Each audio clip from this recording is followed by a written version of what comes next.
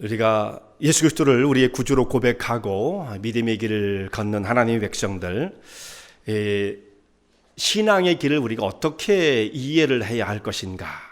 참 종류가 너무나 많습니다. 타입이 너무나 많습니다. 예를 든다면 어떤 사람은 그 신앙 때문에 목숨을 버리기까지 순교의 자리에 나가는 것을 불사할 만큼 그렇게 하나님을 바라보는 사람도 있고, 또 같은 믿음을 고백하고 믿음의 길을 간다고 하면서도 전혀 그런 생각도 없고, 너무나 이 하나님의 길, 하나님께 주신 이 믿음의 길을 너무 가볍게, 너무 그것을 의미 없는 것으로 생각하며 바라보는 사람들도 있는 거예요. 굉장히 레인지가 넓죠. 목숨을 불사하는 사람들. 또 다른 사람은 그건 할 수도 있는 거고, 기회에 따라 할 수도 있는 거고, 지킬 수도 있는 거고, 아니면 할 수 없는, 이 어떤 모든 상황에 의해서 신앙의 모습이 변경되어지는 이런 경우도 있다 이 말씀이에요. 자, 우리는 각자 한 사람 한 사람이 어떤 생각을 가지고 하나님을 의지하고 믿음의 길을 걷고 있는가, 이걸 깊이 우리가 생각해 봐야만 하겠습니다. 이 신앙의 공동체에 머물러 있는 것 대단히 중요한 거. 이것조차 안 되면 신앙을 지키고 유지한다는 것은 그건 불가능한 것입니다. impossible한 거예요. 나 혼자는 지킬 수가 없습니다. 그러나 또 그 공동체에 머물러 있는 것으로 우리는 만족할 것인가? 또는 결코 아닌 것이다 하는 말씀이죠. 오늘 본문의 말씀은 사도 바울이 에베소 교회의 장로님들을 불러가지고 그들에게 마지막 고별 설교를 하는 아주 유명한 말씀입니다. 성경에 있는 말씀 보면 떠나기 전에 유언처럼 남기는 말씀들이 몇 군데가 있죠. 예수님께서도 제자를 불러놓으시고 당부하신 말씀이 있단 말이에요. 그리고 구약 성경에서 눈을 감기 전에 임종하는 그 자리에서 축복의 말을 남긴다든지 이렇게 유언처럼 남기는 말씀들이 있죠. 오늘 여기 있는 말씀은 바울이 죽음을 앞에 두고 남긴 말씀은 아니지만 이 에베소 교회의 장로들, 지도자들과 마지막으로 만나는 장면이고, 이 장면이 끝나면 이제 바울은 더 이상 그 사람들을 만날 수 있는 기회가 주어지지 않는다는 말씀이에요. 죽음을 각오하고 이제 예루살렘으로 가기 때문에, 그래서 이것이 마지막이다 생각하고 말씀을 그들에게 고별 설교를 하게 되어지는데, 그때 보면 예루살렘에 올라가는 바울의 심정이 어땠느냐, 죽음을 불사하기로 작정한 정말 비장한 각오를 가지고 예루살렘 길을 향해서 올라가게 되어집니다. 예루살렘에 가면 내게 지금 들려오는 많은 소식들, 또 성령께서도 나에게 말씀해 주시고 깨우쳐 주시는 바가 있는데, 예루살렘에 올라가면 환영을 받는 것이 아니고 거기에는 결박과 환난이 나를 기다리고 있다고 한다. 바울이 이 모든 사실을 다 알았습니다. 그래서 많은 사람들이 그 예루살렘에 올라가는 길을 만류했어요. 선생님, 거기 가지 마세요.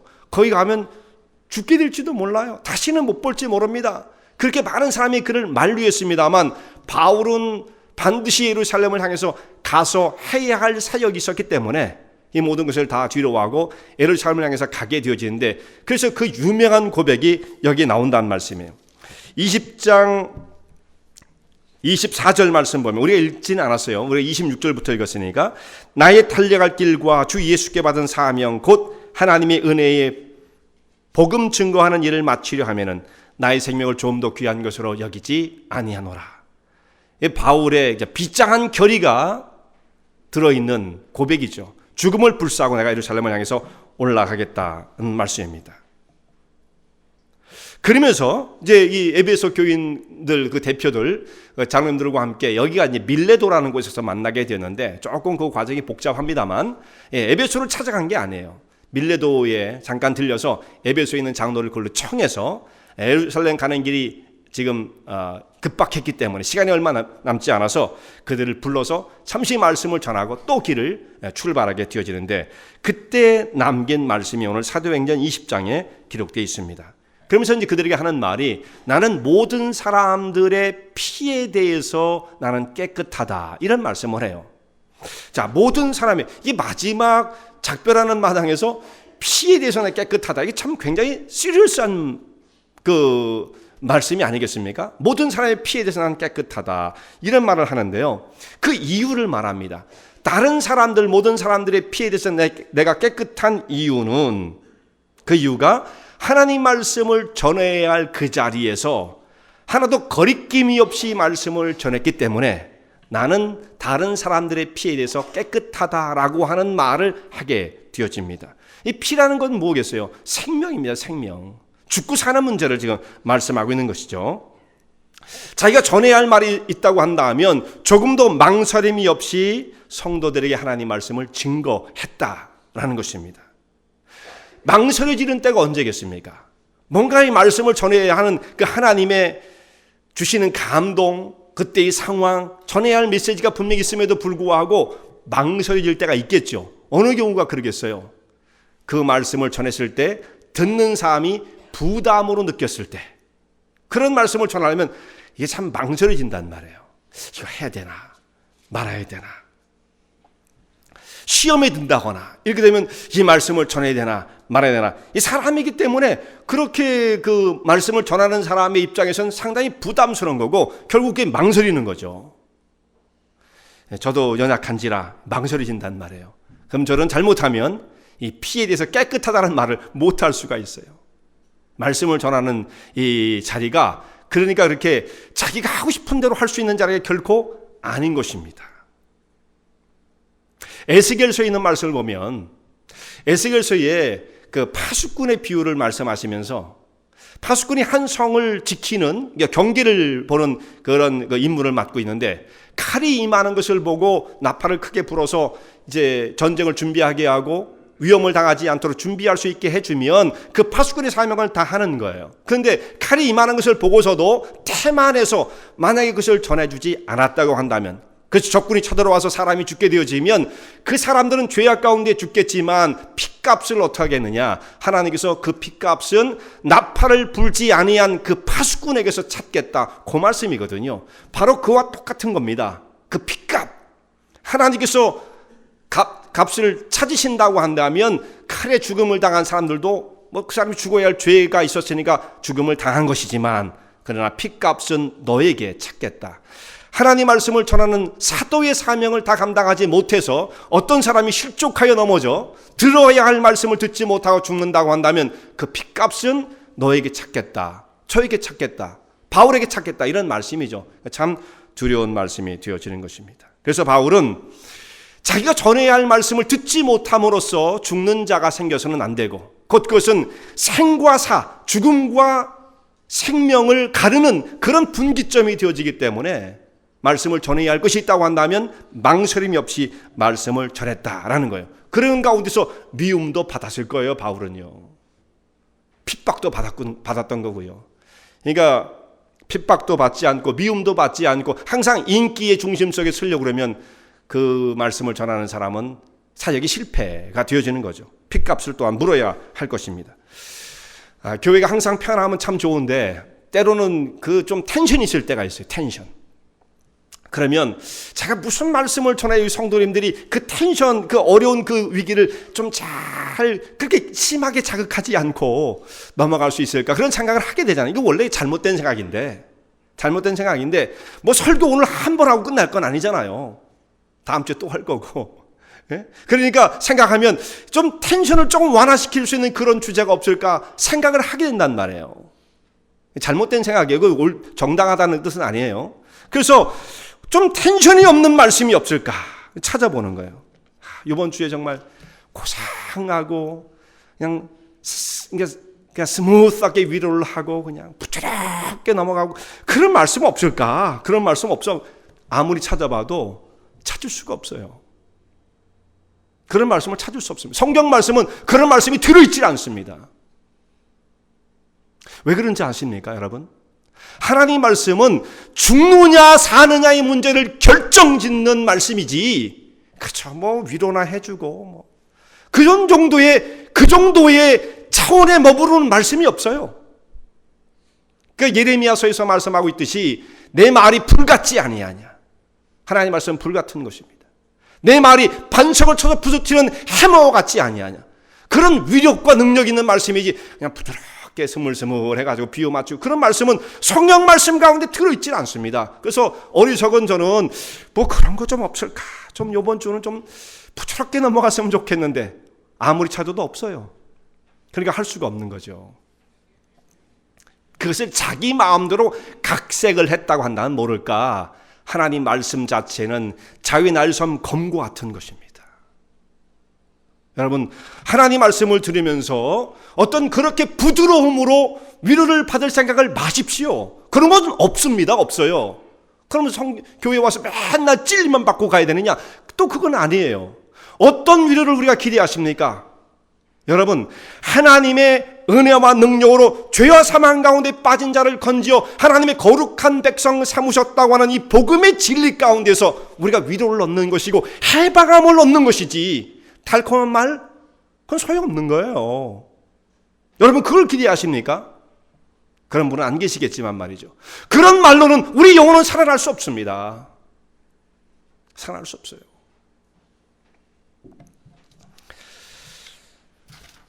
오늘 성경 말씀 본문에 보면 피에 대해서, 나는 너에게 피에 대해서 깨끗하다, 이런 말씀을 하는데요. 이 말씀을 끝난 것이 아니고 그리스도의 피로 말미암아 값주고 사신 교회라고 하는 피가 또 나옵니다. 그러니까 첫 번째는 사람의 피죠.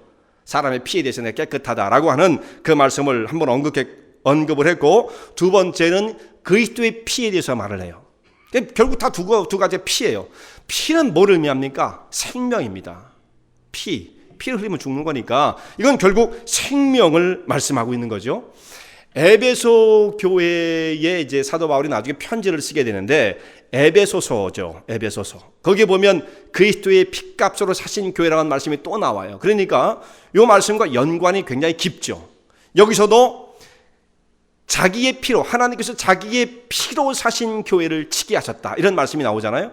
똑같이 에베소에 있는 말씀 보면 그리스도의 피로 속량함을 받은 자들, 똑같은 의미로 이 말씀을 쓰고 있어요. 그래서 하나님께서는 우리를 죄악 가운데 건지시기 위해서 하나님의 아들을 십자가로 보내시고 십자가에 피 흘려 죽음을 당하심으로써 우리를 하나님의 백성 삼아 주신 것입니다.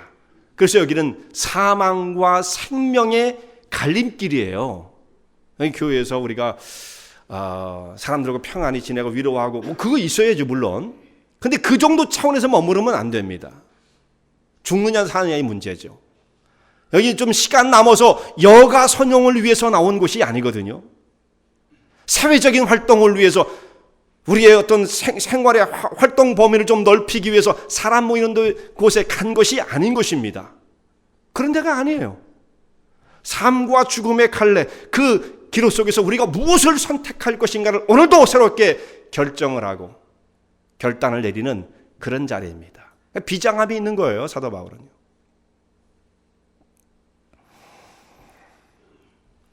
여기에 그리스도의 피로 값주신 하나님의 교회라고 예수님의 피에 대해서 말씀을 하는데, 이 교회는 그러니까 하나님 말씀을 통해서 세워지고 여러 가지 말씀이 있지만 아주 중요한 것은 그리스도의 몸이 된다고도 표현을 하고 여러 가지 표현이 있잖아요.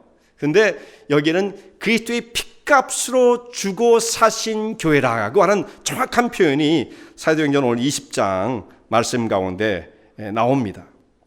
28절의 말씀이죠. 하나님이 자기 피로 사신 교회를 치게 했다. 아주 독특한 표현이에요. 근데 이 말씀과 우리 사도 바울이 행했던 사역을 이렇게 비교해서 같이 놓고 생각을 해볼 필요가 있어요. 여러분 한번 생각해 보세요. 이 교회를 개척하기 위해서 사도 바울이 얼마나 애썼던가. 바울이 에베소 교회를 개척하기 위해서 정말 신묘를 기울였습니다. 그리고 에베소 교회에 사도 바울이 가장 오래 머물렀었죠. 한 3년 정도 머물렀습니다.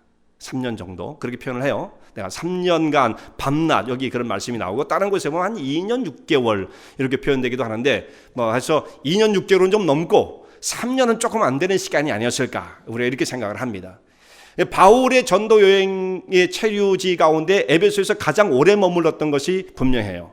고린도에서도 좀 있었지만 고린도 한 1년 6개월, 거기 한 2배 정도 되잖아요.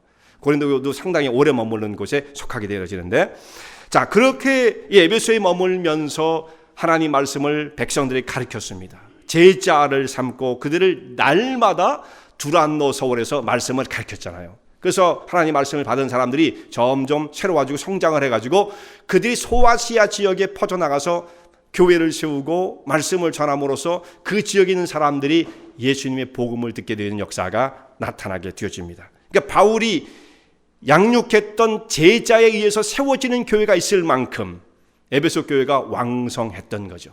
그러니 에베소 교회는 얼마나 그 복음의 역사가 충만했겠어요. 사람들도 많이 모였을 것이고 다른 교회에 비해서 상당히 은혜가 넘치는 교회였을 것입니다. 근데 이 교회를 이제 바울이 놓고 다른 곳으로 사역지를 옮겨야 돼요. 이제 바울이 떠나가는 것입니다. 그동안 그렇게 심혈을 기울여서 자기 모든 정성을 다 쏟아서 환난을 당하는 가운데에 특별히 또 자기는 자비랑을 해가면서 그렇게 열심히 복음을 전하고 교회가 세워졌어요.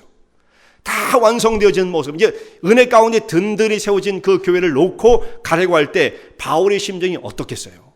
야, 이거 아깝다는 생각이 들지 않겠습니까? 여기서 말이야 이제 다 자리를 잡았는데 이러고 있으면 조금 있으면 든든하게 세력을 구축하고 뭔가 될 것 같은데 그러고 이제 가야 된단 말이에요. 근데 바울은 말이죠, 한 번도 교회가 아무리 성장을 하든 어떻게 하든 어떤 상황이 있든지 그 교회가 내 교회라고는 생각을 할 수가 없는 거예요. 왜냐하면 그 교회는 그리스도의 교회인 것입니다. 자기가 아무리 헌신을 하고 심혈을 다 기울여서 충성을 다했다 할지라도 그 교회는 예수님의 피로 말미암아 세워진 교회지 다른 것은 결코 아닌 것입니다. 바울이 했기 때문이다. 그건 아니에요. 바울은 그저 예수님이 피로 사신 그 교회 전해야 할 복음을 전한 것 뿐이지 바울이 한 것이 무엇이 있겠습니까?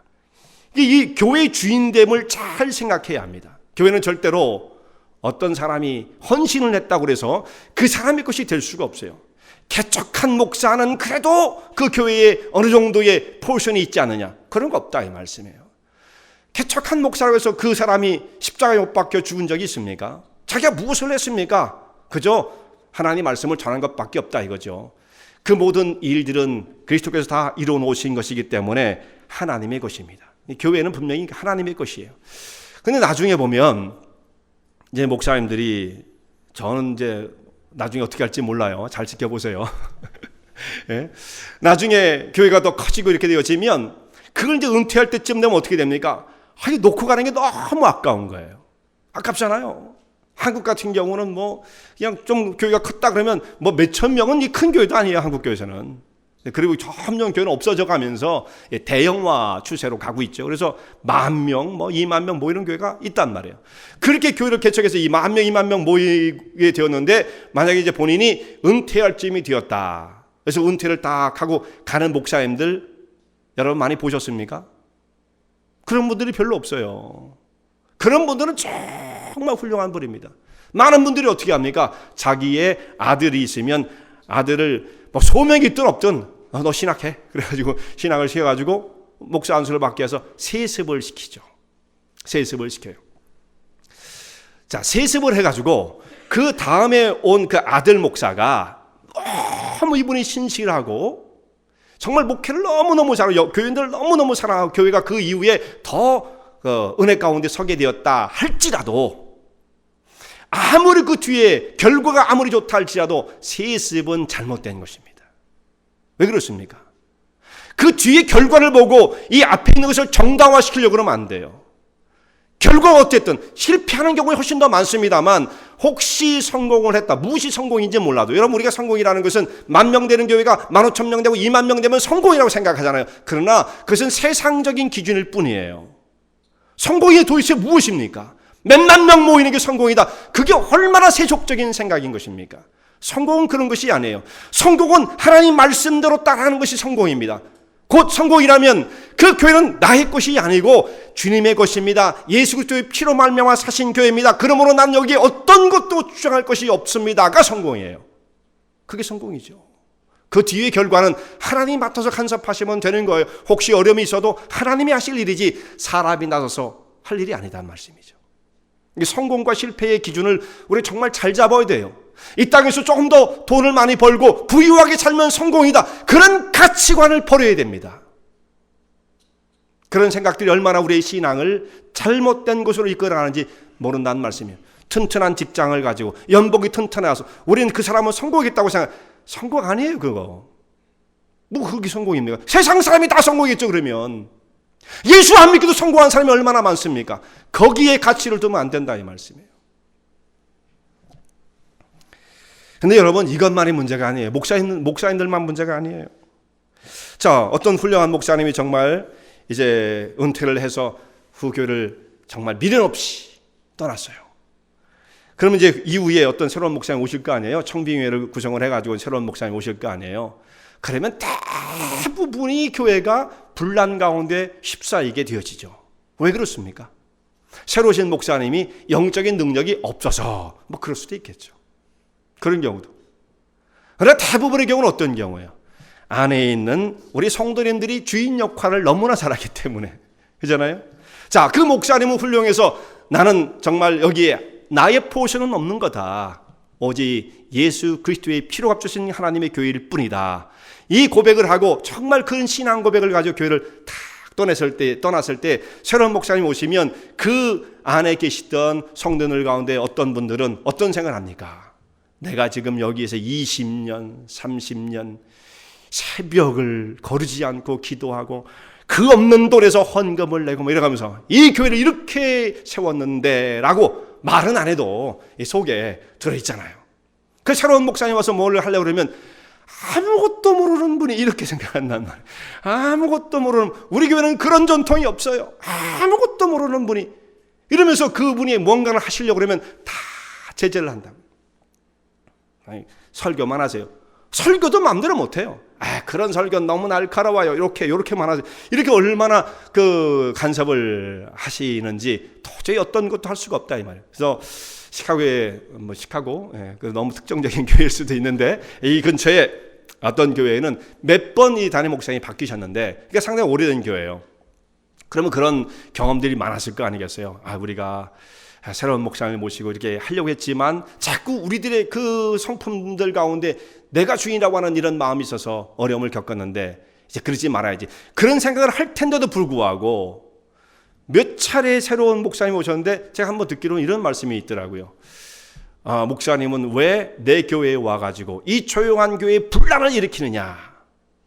내 교회, 그 교회 장로님, 수석 장로님. 교회 수석도 없고 차석도 없습니다. 장로님이 수석이에요. 그런 말들은 참 한번 미국 사람들도 헤드 엘더 이렇게 얘기를 하긴 하더라고요. 근데 그 좋은 말이 아니에요. 무슨 헤드가 있어요. 누군 꼴입니까 그러면. 네? 그런 말을 안 쓰는 게 좋죠. 네? 수석 장로. 예, 그 교회 큰 교회 수석 장로예요.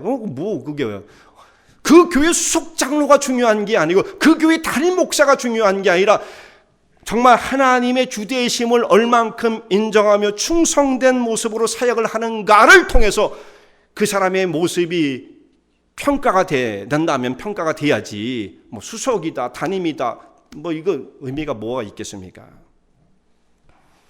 이렇게 교회 가운데서도 이렇게 자기가 주인이라고 하는 이런 마음을 갖고 계신 분들이 있다 이 말씀이에요. 그렇다면 결국은 자기 것이라고 생각하는 세습으로 물려주는 그 목사님이나 아니면 그렇지 않은 교회에 내가 주인이야 하고 터줏대 같이 생각하고 있는 분들이나 똑같은 거죠. 서로를 향해서 뭐라고 하지만 결국은 다 똑같은 것입니다. 두 양쪽이 다 착각을 하고 있는 거예요. 하나님의 교회는 사람으로 세워진 것이 결코 아닌 것입니다. 예수 그리스도의 피로 말미암아 값주고 사신 교회다. 여기에 담겨 있는 뜻은 뭐냐면 예수님의 피로 값주고 사신 몸된 교회는 그러기 때문에 소중합니다. 자, 사람이 일구어 놓은 곳이라고 한다면 사람의 것이겠죠. 사람이 일구어 놓은 인간적인 가치를 가지고 있을 거예요. 그런데 예수님의 피로 값주고 사신 하나님의 교회이기 때문에 교회는 그야말로 가장 고귀한 것이에요. 예수님의 피로 값주고 사신 교회. 이것을 우리가 깊이 생각해야 되고 정말 교회를 어떻게 우리가 생각하고 바라봐야 할 것인가. 우리의 그 모습들이 다시금 정리가 돼야 하는 것입니다. 그런데 이렇게 예수님의 피로 값주신 하나님의 교회가 생명의 역사가 날마다 능력 있게 나타나야 할 터인데 그런데 이 교회의 현실은 말이죠. 어떤 것이 있느냐면 오늘 바울의 경고 가운데 나오는 말씀을 보면 그 교회가 생명이 살고 죽는 이런 문제가 나타난 그 하나님의 교회에서 여기에 그 생명을 해하고자 하는 세력들도 같이 공존하게 된다는 것을 말씀하고 있어요. 생명을 해하여 생명을 무너뜨리고자 하는 세력들이 교회에 파고들게 될 것이다. 하나님께서 죄와 사망 가운데 빠진 사람을 건져 일으키시는 생명 역사, 구원의 역사가 있는가 하면 동시에 이것을 무너뜨리려고 하는 사단의 역사가 하나님의 교회에 항상 도사리고 있다는 것입니다. 그 교회에 누가 담임인 건 상관하지 않아요. 사도 바울이 개척을 했고 사도 바울이 이제 지금까지 성장을 시켰던 에베소 교회를 향해서 그렇게 말을 하는 겁니다. 이 교회 잠시 후면 이리 때가 달려들 겁니다. 이런 경고를 하고 있는 거예요. 예수님께서 어떤 한 교회 로컬 처치를 담임하실 수는 없지만 만약에 우리가 그렇게 연상을 한다고 한다면 예수님이 담임하시는 교회는 사탄의 역사가 꼼짝하지 못할 것인가? 안 그렇죠. 예수님께서 사역하실 때도 맨 귀신이 달려들었잖아요. 사탄이 달려들었지 않습니까? 예수님까지 넘어뜨리고자 시험하여 3번이나 달려들지 않았습니까? 그러니까 예수님이 사역해도 어디나 마찬가지인 겁니다. 그 교회에 이러한 치열한 영적인 대결이 일어날 것이다. 그러니까 우리가 교회에 멤버십을 가지고 열심히 충성을 하고 헌신하고 이거 굉장히 중요하지만 말이죠. 그것만 가지고 해결되어지는 것이 아니에요. 이런 세력들이 우리의 신앙을 방해할 때 어떻게 그것을 잘 구분하여 그것을 물리쳐낼 것인가라고 하는 영적인 지혜가 반드시 필요한 것입니다. 그래서 교회 지도자들, 장로님들 불러가지고 에베소 장로들에게 사도 바울이 이런 말씀을 권면하게 되어집니다. 장로들은 자신을 위하여 또 온 양떼를 위하여 삼가라. 이 삼가라는 말이 뭐냐면 잘 깨어있으란 말이에요. 정신을 똑바로 차리고 깨어있으라. 누구를 위해서? 먼저는 자기를 위해서. 장로님이라고 해서 안 넘어지라는 보장은 없어요. 목사라고 해서 안 넘어지라는 보장은 없는 겁니다. 넘어질 수 있죠. 그러니까 삼가라, 조심해라 이거예요. 그리고 또 본인 개인에게만 국한되는 것이 아니라 온 양떼를 위해서 삼가라, 조심해라, 깨어있어라, 이런 권면을 하는 것입니다. 내가 떠나고 나면 흉악한 이리들이 들어오게 될 것이다. 오늘 여기 보면 29절 말씀 보세요. 내가 떠난 후에 흉악한 이리가 너에게 들어와서, 이리 이렇게 해서 단수로 쓰였지만 사실은 복수예요. 복수. 이리가 때로 덤비는 거지 한 마리씩 오지 않습니다. 이리가 혼자 다니는 거 봤어요? 때로 덤비는 거예요. 이리 때라고 하는 것이 더 맞습니다, 사실은. 그리고 한 번으로 끝나지 않고 계속 반복적일 것이다 라는 말씀이죠. 근데 우리는 그냥 이리로만 번역을 했어요. 좋은 번역은 아니라고 봅니다. 이 이리 때가 들어와서 양들을 해치고자 할 터인데, 양의 목자인 그 영혼을 맡은 교회의 지도자들은 정신을 정말 똑바로 차리고 있어서 이 양들을 진리 가운데 잘 지켜야 할 것을 권면하는 것입니다. 양들을 해야 할 때 이리가 하는 방법이 뭐예요? 이리들이 하는 방법은 위협을 하는 거, 그거 안 통해요. 위협하는 거. 그러니까 여기서 어떻게 하느냐? 어그러진 말을 던지는 겁니다. 어그러진 말. 그게 잘못된 말이죠. 진리가 아닌 거, 세속적인 거. 근데 사람이 들으면 달콤하기도 한 거, 뭔가 자극적인 거, 이런 것들을 던지면 사람들이 그게 그런가 보다. 자극적인 말이 주로 뭡니까? 자극적인 말. 뭐 누군가 비난하는 말, 이런 것들이죠. 그럼 아주 자극적이에요. 듣기에 아주 그냥 달콤하죠. 그런 이야기를 듣고 사람들은 어리석게도 그 말 가운데 현혹되어지는 사람이 나타나게 되어지는 것입니다.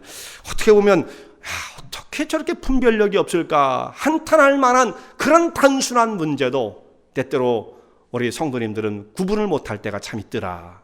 안타까움이죠. 그러니까 참 분별을 잘해야 돼요. 이런 사람들은 주로 말씀의 뿌리가 약한 사람들이죠. 그런 분들은 심지어 이렇게까지 얘기합니다. 내가 비로소 진리를 만났다. 이런 분도 계세요. 무슨 말을 들었는지 이제야 내가 비로소 진리를 만났다. 들어보면 순엉뚱한 이야기인데 그런 걸 듣고 진리를 만났다 하는 분들까지 있다, 이 말씀이에요. 이것은 정말 하나님 말씀의 뿌리가 너무나 약하기 때문에 어디에 서야 할지를 모르는 그런 상태인 것을 드러내고 있는 것입니다. 신앙생활을 오래 했어도 이 가운데에서 이 단계를 벗어나지 못한 사람들이 참 많다, 이거예요. 그래서 이리와 참 목자를 잘 분간하지 못할 때 이런 일이 생겨난다면 얼마나 혼란스럽겠어요. 얼마나 혼란스럽겠어요. 그래서 바울이 여기에 그것을 분간할 수 있는 작은 한 힌트를 줍니다. 어떤 힌트냐? 어떻게 분간할 수 있을 것인가? 여기 보면 이런 말씀이 나와요. 사도 바울은 3년간 에베소에 머물 때에 밤낮으로 눈물로써 이 성도들을 경계했어요. 밤낮으로 3년간. 그게 무슨 일입니까? 성도를 위해서 그들을 세우기 위한 사역, 그러니까 영혼을 깊이 사랑하고 그들을 진리 가운데 세우고자 하는 헌신된 마음이죠. 그런데 이리는 어떻습니까? 이리들은 자기의 유익을 쫓는 자예요. 자기의 이익을 취하기 위해 양을 사용하는 사람이죠. 사실 이걸 보면 금방 드러나는 것인데 그걸 구분하지 못할 때가 또 있다 이 말씀. 이것이 하나의 구분점이 되어집니다. 이렇게 이리가 한 교회에 달려들 때에 이것은 여러분 어느 교회나 마찬가지입니다. 우리 교회는 예외일 거다 그렇게 생각하시면 안 돼요. 어느 교회나 마찬가지. 이런 일들은 언제든지 일어날 수가 있는 것입니다. 그렇다고 한다면 이런 사탄의 세력들을 물리치고 어떻게 우리가 진리와 생명으로 견고하게 설 수 있겠는가 라고 하는 말씀인데요. 바울이 여기에서 이 에베소 교회에 두 가지의 말씀을 줍니다. 이리가 흉악한 일의 때가 달려들 때 이것을 어떻게 물리치고 진리에 설 수 있겠는가, 두 가지의 당부의 말씀을 주는데 여기 이렇게 되어 있어요. 32절 말씀. 32절 말씀을 보면 지금 내가 너희를 주와 및 그 은혜의 말씀께 부탁하노니 그 말씀이 너희를 능히 든든히 세우사 거룩하게 하심을 입은 모든 자 가운데 기업이 있게 하시리라. 32절 말씀에 누구에게 부탁한다고 그랬습니까? 주와 그 주 은혜의 말씀께, 예수님께 부탁하고 또 예수님의 그 은혜의 진리의 말씀께 부탁한다. 이렇게 되어 있는 거죠. 그러니까 이 두 가지예요. 우리가 사탄의 모든 그 방해와 영혼을 노략질하는 이런 위험 속에서 어떻게 우리 영혼을 진리 가운데 지킬 수가 있겠는가? 예수님께 우리가 더 가까이 가려고 해야 합니다. 예수님이 우리의 삶의 표도가 되시고 내 삶을 보호하시고 책임지시는 분이시라고 하는 이 신앙의 고백을 가지고 더 예수님께 가까이 나가려고 그래야 되는데 그 틈을 사탄은 어떻게 하냐면 자꾸 삐집고 들어오려고 그러는 거예요. 이 틈이 벌어지면 그 사람은 넘어지는 거고요. 이 틈에 간격이 없어지면 무슨 시험과 환난이 와도 사실 문제될 게 전혀 없는 거예요. 사단은 바로 그 틈을 노리는 것입니다. 갈라놓는 거예요. 여러분, 마귀의 뜻이 뭐냐? 마귀가 갈라놓는 자거든요. 다른 말로 말하면 우리는 이제 마귀는 영적인 어떤 그런 존재로 생각을 하는데 그 존재도 맞지만 마귀란 뜻이 뭐냐면 갈라놓는 자예요. 갈라놓는 자. 중심에 뛰어들어 그 두 사이를 갈라놓는 자. 마귀가 그렇잖아요. 디아블로스. 가운데 들어서 이간질에 뛰어놓는 자.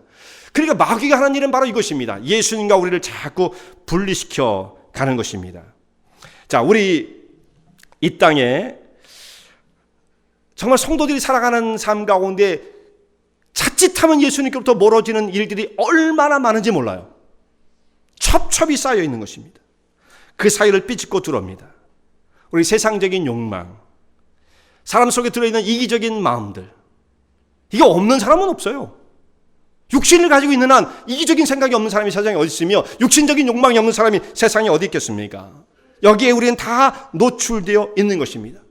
어떤 사람은 조금 더 육신적인 쾌락을 추구하고 이런 것들 가운데 우리 마음을 빼앗기기 시작하면 그 사람은 자꾸 예수님께부터 멀어질 수밖에 없는 거예요.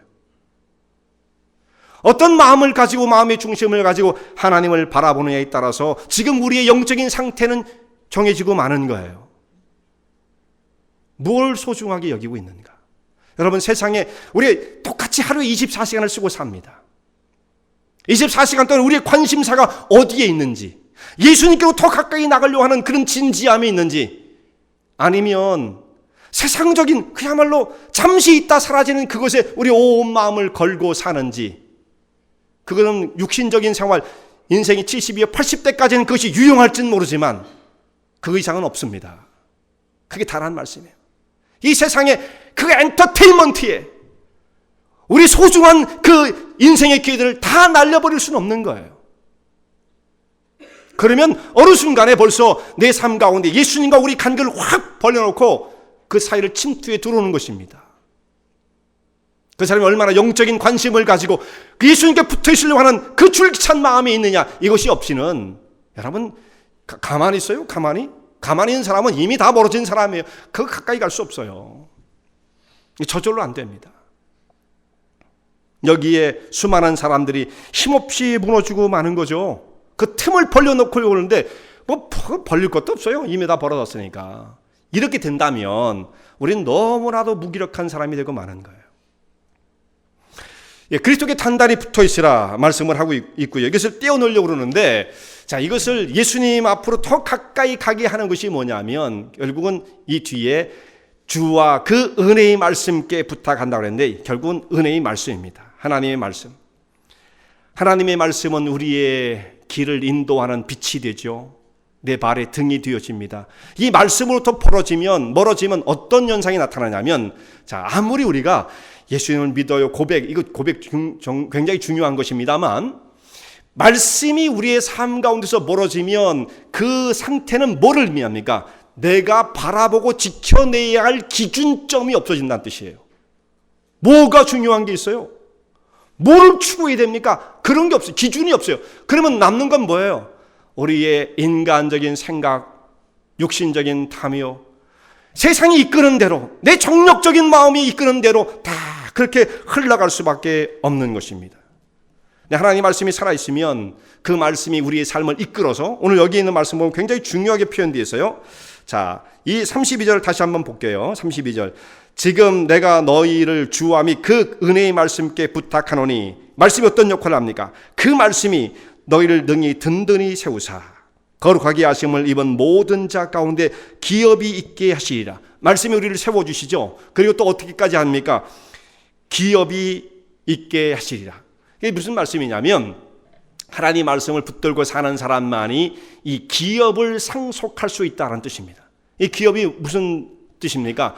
하나님 나라를 말하는 거예요. 하나님 나라. 여러 가지 표현이죠. 우리를 하나님 나라에 들어간다고도 표현하고 하나님 나라를 상속한다고도 하잖아요. 그 하나님 나라를 상속하는 것, 어떤 사람이 이것이 주어진다고 그랬습니까? 하나님 말씀을 붙잡고 사는 사람이에요. 생활의 기준이 흩어지고 심령은 공허하고 세상이 이끄는 대로 종이 되어버렸는데, 그 사람이 그래도 한 공간을 차지하고 있기 때문에, 교회라고는 한 공동체, 한 공간 안에 들어와 있기 때문에 그 영혼은 안전하다 생각하면 안 되는 거예요. 이 교회에 여기에 이렇게 위험한 일들이 일어나는 것이라는 것을 말씀하고 있는 것입니다. 교회는 그러니까 정말 삶이냐 죽음이냐의 문제가 벌어지는 굉장히 여기 무서운 곳이라는 말씀이죠. 그 생각을 할 수 있어야 돼요. 교회 다니면 돼. 이 정도 생각에서는요, 이미 우리는 그 소나기 속에 깊이 빠져 있는 것입니다. 그러니 하나님 말씀이 우리 심령 속에 살아있지 못한 사람은 그 기업을 상속할 수 있는 자격과 능력이 없는 사람이란 말씀이에요. 안 되는 거예요.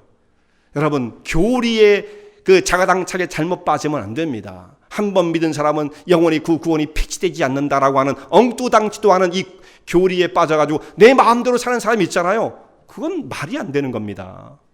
말이 안 되는 거예요. 성경에 어디 그런 말씀이 있습니까? 자, 하나님의 교회는 그런데 참 완전하지 않습니다. 하나님의 교회는 여러 가지 문제가 있어요. 다양한 사람들이 모였기 때문입니다. 목사도 완전하지 않잖아요. 다 완전하지 않잖아요. 우리가 다 허물이 많은 사람들 아닙니까? 요한계시록에 보면 7교회가 나옵니다. 7교회. 거기에 보면은 에베소 교회부터 쭉 해서 마지막 라오디게아까지 교회가 나오는데, 그 7교회의 특징들을 보면 칭찬만 받은 교회도 있죠. 빌라델비아 교회 같은 게 칭찬만 받고 이런 교회들이 있습니다만, 책망만 받은 교회도 있어요. 책망. 교회도 아닌 것처럼 보이는 교회. 라오디게아 교회가 그랬죠. 마지막 번째 아주 세속적인 교회였어요. 4대 교회도 너희가 죽었다 살았다 하는 이름만 있지 결국은 실상은 죽은 자다, 이런 책망을 받은 교회들이 있습니다. 그런데 완전한 교회는 없지만 예수님께서 이 교회를 어떻게 표현하시느냐면 하나님의 손에 붙잡은 금촛대로 표현을 해요. 금촛대. 내가 7 금촛대 사이를 다니시는 분이고, 예수님께서 그 금촛대 사이를 다니시면서 교회의 생명을 불어넣는 사역을 하시는 거죠. 금촛대가 뭐 하는 곳입니까? 세상의 어두운 곳에 빛을 비추어주는 사역을 하는 것이 이 촛대 역할이라는 말씀이에요. 교회가 완전하지 않지만, 라오디게아 교회 같은 교회 그런 사역을 전혀 감당할 수 없는 것처럼 보이지만, 예수님의 기대는 어떻습니까? 교회가 세상 속에 존재하는 이유는 세상에 바로 이와 같은 생명의 빛을 전해주는 사역을 감당해야 한다. 그 사역을 이루게 하시기 위해서 예수님은 자기의 핏값을 치르시고 우리를 하나님의 거룩한 백성으로 삼으시며 하나님의 교회를 이루게 하신 것입니다. 그러니까 피로 구속을 받은 백성들이 모인 이 교회가 그만큼 귀중한 거예요. 얼마나 소중한 것입니까? 자, 우리 심령 속에 예수님의 십자가의 은혜가 소중한 그 고백과 그 자리, 우리 마음의 가장 중심 속에 그것이 들어있지 않다고 한다면 우리의 영혼 그 중심 속에는 도대체 무엇이 들어있겠습니까? 그 자리를 차지하고 있는 다른 것이 와 있을 거란 말씀이에요.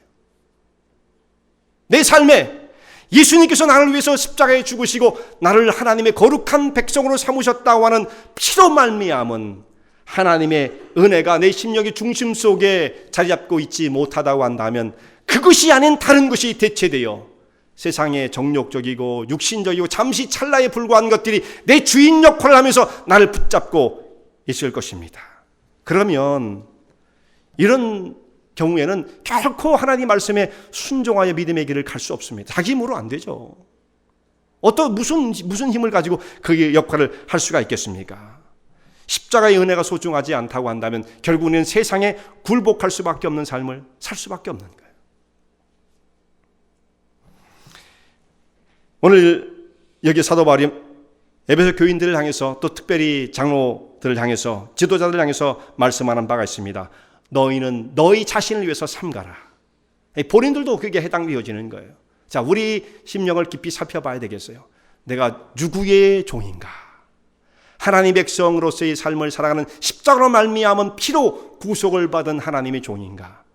아니면 아직도 내 중심의 그 중심 속에는 여전히 다른 것들이 들어와서 내 주인 역할을 하고 있는 것이 아닌가? 이걸 정말 잘 삼가야만 하겠습니다. 살펴봐야만 하겠습니다. 그리고 하나님 맡기신 이 사역을 진지하게 이루기 위해 하나님의 진리의 말씀 위에 흔들림이 없이 서는 주의 종들 되시기 바랍니다.